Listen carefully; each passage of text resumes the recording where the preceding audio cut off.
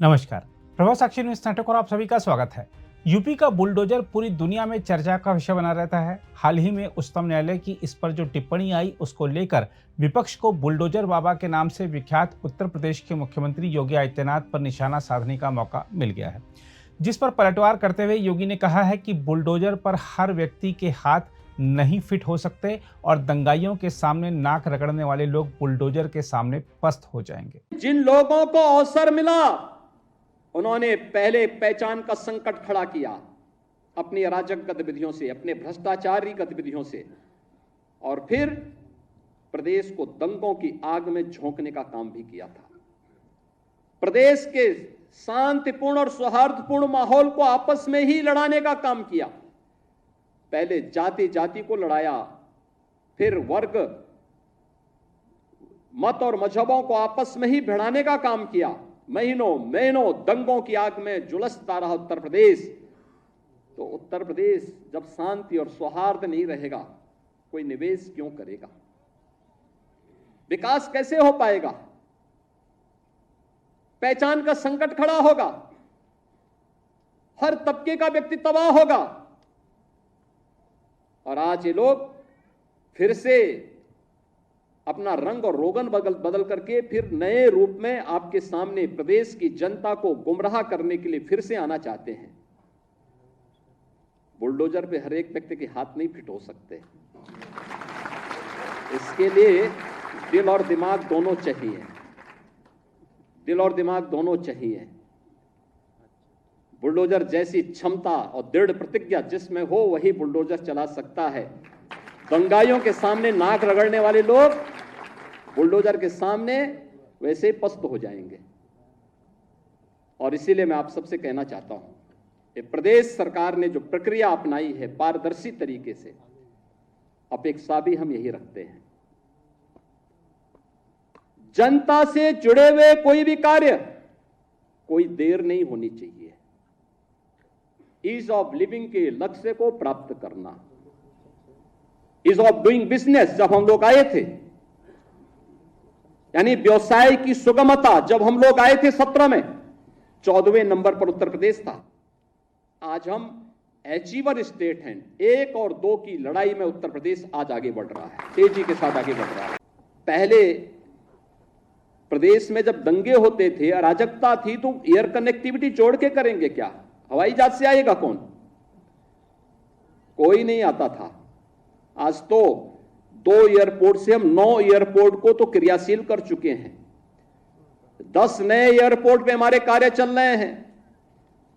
जो एयरपोर्ट 9 चल रहे हैं, इनमें से 4 तो इंटरनेशनल एयरपोर्ट हैं। 5वां भारत का सबसे बड़ा एयरपोर्ट भी हम उत्तर प्रदेश के अंदर जेवर में बना रहे हैं। आखिर यह काम लंबे समय तक प्रदेश में शासन करने वाली कांग्रेस, समाजवादी पार्टी या बहुजन समाजवादी पार्टी क्यों नहीं कर पाई? इंफ्रास्ट्रक्चर क्यों नहीं दे पाए? ये तो बिजली देने में भेदभाव करते थे। ये लोग तो सड़क बनाने में भेदभाव करते थे। ये लोग तो नौजवानों को नौकरी देने में भेदभाव करते थे। कोई कल्पना भी नहीं कर सकता। मैं भी बैठा हुआ था यहां पे, ओम प्रकाश राजभर जी मुझे बता रहे थे कि पहली बार पंचायती राज विभाग में किसी राजभर की नियुक्ति हो रही है। और मुझे लगता है, तो देखिए उन्होंने की पीड़ा, राजभर, एक राजभर नौजवान की नियुक्ति, ये चीजें दिखाती हैं पारदर्शी तरीके से नियुक्ति हो रही है। आखिर वह नौजवान भी तो होगा, वह भी तो प्रदेश का हिस्सा है। क्यों नहीं उसकी नियुक्ति होनी चाहिए थी? मैं देख रहा था नियुक्ति पत्र, जब मैं देख रहा था, प्रयागराज का एक नौजवान और एक बेटी, दोनों नियुक्ति पत्र प्राप्त किए, दोनों अनुसूचित जाति से जुड़े हुए थे। इनका भी पहले अधिकार होता था, क्यों नहीं इनको नियुक्ति पत्र मिलती थी? कारण था नियत साफ नहीं थी। चाचा और भतीजे में होड़ लगती थी वसूली को लेकर के, कौन कितना वसूल कर ले। एरिया बटे हुए थे। मैं देख रहा हूं ना इस समय कुछ आदमखोर भेड़िया प्रदेश के अंदर अलग अलग जनपदों में उत्पात मचा रहे हैं। और कमोबेश यही स्थिति 2017 के पहले प्रदेश की थी। ये लोग उस समय कितनी तबाही मचाए हुए थे, किसी से छुपा हुआ नहीं है। और इनके भी एरिया बटे हुए थे वसूली के, कहीं चाचा कहीं भतीजे, महाभारत के सारे रिश्ते थे, सारे रिश्ते। फेल हो जाएगा। महाभारत का दूसरा दृश्य वहां देखने को मिलता था और वही दृश्य उस समय भी देखने को मिलता था। बहन और भाइयों, मैं तो केवल आपसे एक ही बात कहूंगा, ये जो लोग बोलते हैं इनको अवसर दिया गया था, जब उन्होंने नहीं किया है और जब इन्हें अवसर मिला है कि वो लूट खसोट किए हैं, तो इनको फिर से ये लोग कुछ भी बोले, कभी विश्वास करने की आवश्यकता नहीं। ये लोग बोलते रहेंगे क्योंकि इनके पास अब बोलने के सिवाय कुछ भी नहीं बचा हुआ है। जनता इनको देख चुकी है, इनका की गुंडागर्दी देख चुकी है, इनकी अराजकता देख चुकी है, इनके द्वारा किए जाने वाले अमर्यादित आचरण को देख चुकी है। हमें सावधान होकर के केवल एक लक्ष्य होकर के कार्य करना है, और लक्ष्य है जिस विभाग में हम नियुक्ति पत्र प्राप्त कर रहे हैं उस विभाग को सर्वोत्तम विभाग के रूप में स्थापित करना। वहीं अखिलेश यादव ने सपा के डीएनए के संबंध में मुख्यमंत्री योगी आदित्यनाथ की टिप्पणी पर पलटवार करते हुए कहा है कि आरोप लगाने से पहले उन्हें डीएनए का फुल फॉर्म जान लेना चाहिए। सपा प्रमुख अखिलेश यादव ने मुख्यमंत्री का नाम लिए बगैर कहा कि जो लोग ज्यादा बोलते हैं उन्हें ज्यादा सुनना भी पड़ता है। उससे भी बड़ी बात है कि हमारे मुख्यमंत्री कहने को योगी हैं कि कभी कभी बायोलॉजिस्ट भी बन जाते हैं। अब उस बहस में मैं नहीं जाऊंगा कि बायोलॉजिकल वाली बहस में जाऊं कि ना जाऊं, कि बायोलॉजिकल हैं आप कि नहीं बायोलॉजिकल हैं। हमारे मुख्यमंत्री जी को चिंता है डीएनए की, उन्हें बहुत चिंता है डीएनए की। मैं बहुत दिनों से सोच रहा था कि शायद किसी दिन वो जो पावर प्लांट है उनका नाम बोलेंगे। वो आज भी पावर प्लांट का नाम नहीं ले पा रहे हैं, और मैं दावे के साथ कहता हूं वो डीएनए तो बोल सकते हैं, लेकिन डीएनए का फुल फॉर्म नहीं बोल सकते। इसलिए डीएनए को बोलने से पहले कि समाजवादियों के डीएनए में क्या है, कम से कम डीएनए का फुल फॉर्म तो बता दें। और जहां तक बुलडोजर का सवाल है, सोचो कैसा न्यायालय का बुलडोजर चला, क्या बुलडोजर नहीं चल सकता। जो लोग बुलडोजर लेकर के डराते थे, जगह जगह लोगों के घर गिराते थे, क्या मुख्यमंत्री आवास का नक्शा पास है?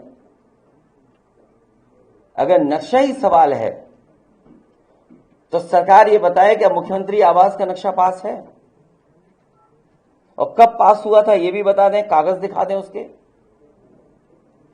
इसका मतलब यह हुआ कि आपने जानबूझ करके जिनसे आपको बदला लेना था, नीचा दिखाना था, और अपनी सरकार की ताकत पर, अहंकार पर आपने जानबूझ करके बुलडोजर चलाए, जिसका परिणाम यह है कि हाई कोर्ट से लेकर के सुप्रीम कोर्ट ये कह सकता है कि बुलडोजर संवैधानिक नहीं है, अनकॉन्स्टिट्यूशनल चीज है, अनकॉन्स्टिट्यूशनल है। और कल ही सुप्रीम कोर्ट ने कहा है कि अब बुलडोजर नहीं चल सकता है। तो क्या अभी तक जो बुलडोजर चल रहा था उसके लिए सरकार माफी मांगेगी कि नहीं मांगेगी?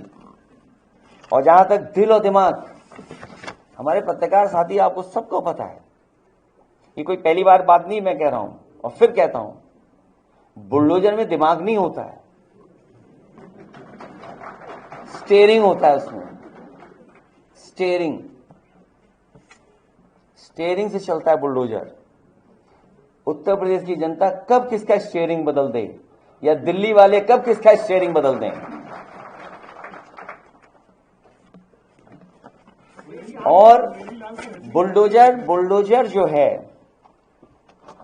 जिनके लिए बुलडोजर बल व नाइंसाफी का प्रतीक है, मैं उन्हीं को बुलडोजर की मुबारकबाद देना चाहता हूं। आप उलझो मत, आप बिल्कुल मत मानिए, क्योंकि मैं जानता हूं कि अखबार मीडिया भी थोड़ा बाइज्ड है। 46 में 56 क्यों नहीं पूछा आपने? वो तो सदन की बात है, ये तो सदन की बात है। 46 में 56 हम तो आप ही लोगों से कहेंगे, कम से कम उन्हीं से पूछिए कि 46 में 56 वाली सूची कब आएगी, आएगी कभी कि नहीं आएगी।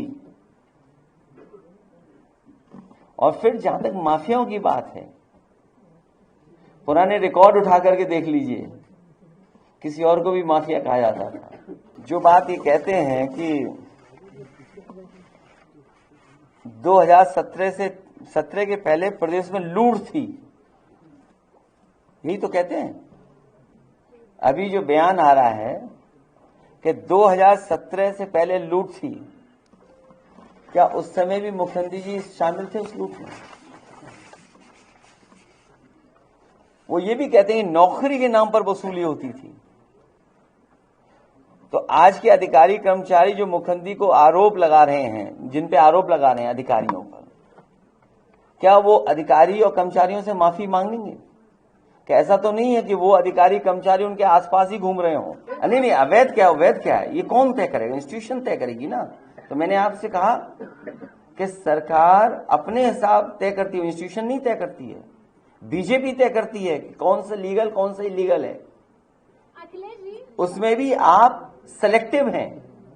आप लखनऊ में चले जाइए, मैं तो आपसे कहता हूं कहीं और मत जाइए, कहीं और मत जाइए। मैं एक याद दिलाता हूं आप लखनऊ का, जो लोग कह रहे हैं हसीन सपना या जो भी बातें कह रहे हैं, आपको याद होगा लखनऊ के एक बिना नक्शा पास किए होटल में आग लग गई थी, कुछ लोगों की जान चली गई थी। और उस समय मुख्यमंत्री जी ने कहा था कि 24 घंटे तब होंगे जब बुलडोजर चल जाएगा। मैं जानना चाहता हूं, और प्रदेश की जनता को याद होगा, और प्रदेश की जनता और आप लोग भी जानना चाहेंगे कि आखिरकार क्या बुलडोजर की चाबी खो गई? आपको याद है कि नहीं याद है? और एलडीए में जाइए, आप एलडीए में जाइए और सूची निकलवाइए कि इलीगल बिल्डिंग्स किसकी हैं।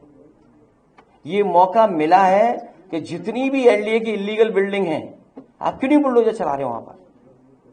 आप अकबर नगर में तो बुलडोजर चला रहे हैं, आप नाले पर रिवर फ्रंट बनाने के लिए तो चला रहे हैं, लेकिन जब आपका बुलडोजर आगे चलता है तो क्या कारण है कि बुलडोजर का डीजल या पेट्रोल खत्म हो जाता है?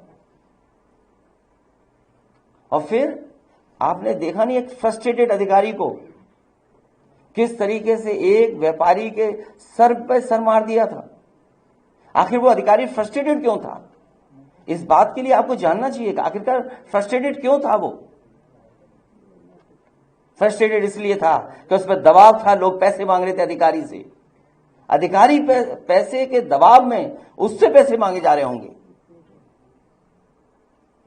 आपको इस बात पे जानना चाहिए कि एक अधिकारी सोचो किसी के सर मार दे, कितना फ्रस्ट्रेटेड रहा होगा। तो इसलिए सवाल ये नहीं है कि दिल और दिमाग, मैंने आपसे कहा कि बुलडोजर पे कोई दिल और दिमाग नहीं होता, ये कैमरे पे भी दिल और दिमाग नहीं होता, जब आप चलाते हो तब कैमरा चलता है।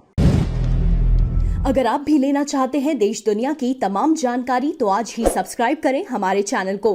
साथ ही नीचे दिए बेल आइकन को जरूर दबाएं ताकि हर अपडेट आप तक पहुंच सके।